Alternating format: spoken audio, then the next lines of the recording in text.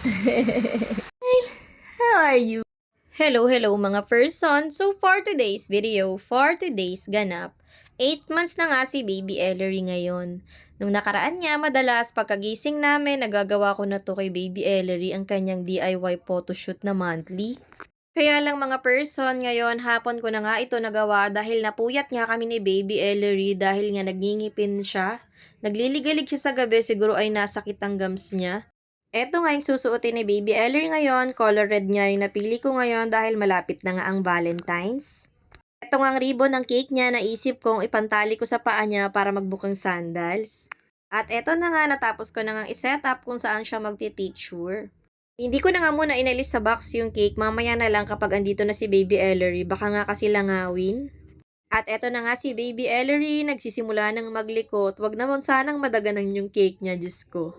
Sana nga kahit ganito kalikot si Baby Ellery ay mapicturan ko siya ng ayos. At eto na nga, inilalagay ko na nga ng pa-X-X itong ribbon na red sa paa niya para magbukang sandal sa picture.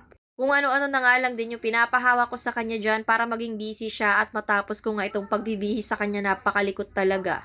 At eto nga, nakakatuwa naman mga person, bumabagay sa kanya yung suot niya. Masama pa nga yung pakiramdam ni Baby Ellery mga person. Medyo good mood lang siya dyan dahil bagong gising siya. Actually, bukod sa nagngingipin, inoobserbahan ko siya dahil umuubo-ubo at parang barado yung ilong niya. Naku, wag naman sanang tumuloy yung sakit ni Baby Ellery. Diyos ko, ang hirap pa naman pag may sakit ang baby, nakakaawa. Sabayan pa ng turok niya kahapon na medyo namamaga pa, Diyos ko. Napapansin ko nga rin na pasibol na rin yung ipin niya dun sa may itaas. Magsasabay pa yata yung mga ngipin niya sa itaas at ibaba. Ay naku, doble-doble na talaga yung sakit na nararamdaman ni Baby Ellery. Mabuti na nga lang talaga, hindi siya ganun talagang kaligalig na asin nagwawala. Kahit papano ay napipirmi pa naman siya. Kagaya niyan mga person, no? Feel niya siguro yung outfit niya, naka-ready na siya dyan, pero hindi siya naglilikot. Mukhang alam na alam niya na napipicturan siya ng mommy niya. At heto na nga ang Baby Ellery, kahit masama ang pakiramdam ay napapa-smile ko pa rin talaga.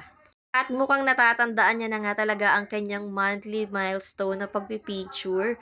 Kasi mga person, tinan nyo, hindi siya nagliliko to. Talagang nag-i-smile siya at nagpapakuha siya dito sa camera.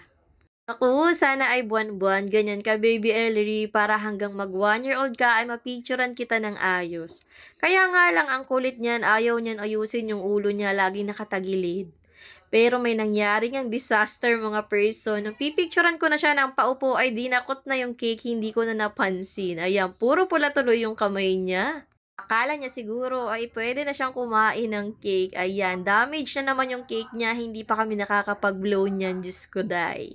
At eto na nga ang mga naging pictures ni Baby Ellery. Happy 8 months sa'yo, anak!